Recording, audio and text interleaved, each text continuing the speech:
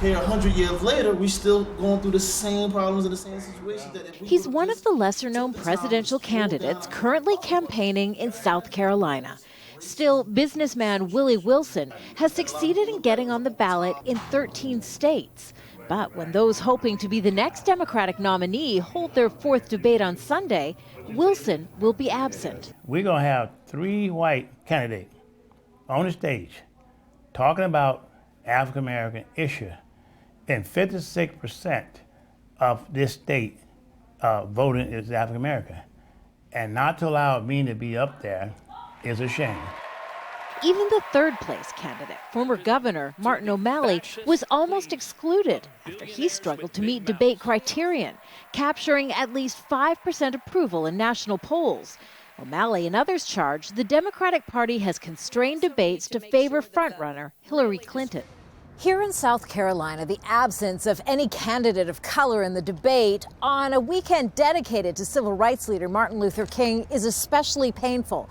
That's because the debate is taking place just blocks from here, where last June 9 African-American churchgoers were murdered while attending a prayer service. The white man responsible for the shooting is awaiting trial. 2 months earlier, just kilometers away, bystander video captured a white police officer shooting Walter Scott in the back as he ran to escape arrest. The police officer faces murder charges, but he's not in jail. The irony of holding a debate to discuss racial injustice in South Carolina so close to the locations of both shootings seems lost on Democratic candidates, according to some Black Lives Matter activists. There's no way that we can support a Democratic Party right now who doesn't think it's worthwhile enough to have the only black candidate on the stage talking about a Black Lives Matter issue. Both Democratic frontrunners, Bernie Sanders and Hillary Clinton, have met with the Black Lives Matter movement to convince them they'll fight for racial justice. But neither politician nor their party has to date welcomed a minority candidate to any debate, says Willie Wilson.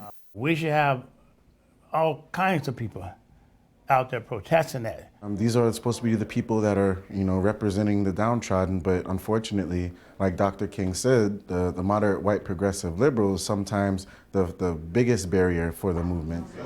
Highlighting, they say, why on the weekend marking Martin Luther King's birthday, the struggle King dedicated his life to fighting for has yet to be won. Thank you, sir. Kimberly Halkett, Al Jazeera, Charleston, South Carolina.